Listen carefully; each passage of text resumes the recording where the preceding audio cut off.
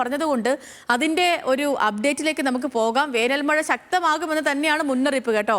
നാളെ മുതൽ ഇടിമിന്നലോട് കൂടിയ ശക്തമായ മഴയ്ക്കും മണിക്കൂറിൽ 50 കിലോമീറ്റർ വരെ വേഗത്തിൽ കാറ്റിനുമുള്ള സാധ്യതയാണ് കേന്ദ്ര കാലാവസ്ഥാ വകുപ്പ് പ്രവചിച്ചിരിക്കുന്നത്. മലപ്പുറം, കോഴിക്കോട്, കണ്ണൂർ, കാസർഗോഡ് ഈ ജില്ലകളിലൊക്കെ നാളെ യെല്ലോ അലർട്ടാണ്.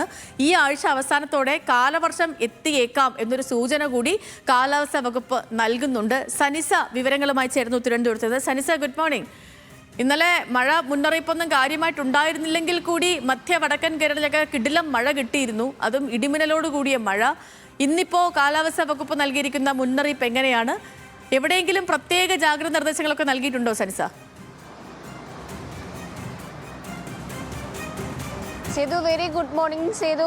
ബംഗാൾ ഉൾക്കടലിൽ ന്യൂനമർദ്ദം രൂപപ്പെട്ടിട്ട് ഈ സീസണിലെ തന്നെ ആദ്യ ന്യൂനമർദ്ദം രൂപപ്പെട്ടിട്ടുണ്ട്. അത് ഇന്നത്തോടു കൂടി തന്നെ കൂടുതൽ ശക്തി പ്രാപിക്കുമെന്ന മുന്നറിയിപ്പാണ് കേന്ദ്ര കാലാവസ്ഥാ വകുപ്പിൽ നിന്നും ലഭിക്കുന്നത്. അതുകൊണ്ട് തന്നെ ഇന്നത്തോടു കൂടി തന്നെ വേനൽ മഴ വീണ്ടും ഒന്നുകൂടി ശക്തി പ്രാപിക്കാനുള്ള ഒരു സാധ്യതയാണുള്ളത്. നാളെ മുതൽ വീണ്ടും സംസ്ഥാനത്ത് ഒറ്റപ്പെട്ട ഇടങ്ങളിൽ ശക്തമായ മഴയ്ക്കുള്ള മുന്നറിയിപ്പ് കേന്ദ്ര കാലാവസ്ഥാ വകുപ്പ് നൽകിയിട്ടുണ്ട്. നാളെ മലപ്പുറം, കോഴിക്കോട്, കണ്ണൂർ, കാസർഗോഡ് ജില്ലകളിലാണ് യെല്ലോ അലേർട്ട് നൽകിയിട്ടുള്ളത്. കൂടാതെ വെള്ളിയാഴ്ച പാലക്കാട്, മലപ്പുറം, കോഴിക്കോട്, വയനാട് ജില്ലകളിലും ശനിയാഴ്ച തൃശൂർ, പാലക്കാട്, മലപ്പുറം ജില്ലകളിലുമാണ് യെല്ലോ അലേർട്ട് നൽകിയിരിക്കുന്നത്. കൂടാതെ തന്നെ ഈ ഒരു ന്യൂനമർദ്ദം ശക്തി പ്രാപിക്കുകയാണെങ്കിൽ അതിന്റെ സ്വാധീന ഫലമായി മഴ ഒന്നുകൂടി കനക്കാനുള്ള ഒരു സാഹചര്യമുണ്ട്.